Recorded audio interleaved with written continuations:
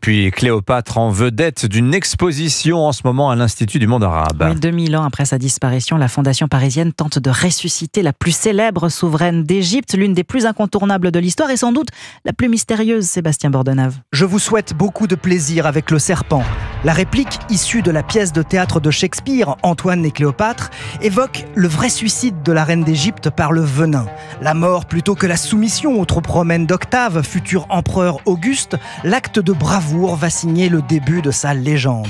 L'exposition Le Mystère Cléopâtre redonne vie à la dernière souveraine issue de la lignée des Ptolémées, avec des papyrus signés de sa main où elle accorde des privilèges fiscaux à un Romain allié, la stratégie politique déjà, une drachme aussi, une pièce de monnaie où côté pile on admire un aigle et côté face, son authentique visage, l'occasion d'admirer le nez légendaire. Des statues, des parures, des vases à parfum d'époque, des pubs contemporaines aussi pour des savons, des cigarettes, des films. Même le Gaulois le plus demeuré sait que Cléopâtre ne se déplace jamais sans son singe et ses 2 faucons. Selon un historien romain qui ne l'a pas connu, la plus grande star de l'Antiquité était, je cite, merveilleusement resplendissante même en habit de deuil. Ce qui est certain, c'est que plus on tente de résoudre le mystère Cléopâtre, plus il s'épaissit.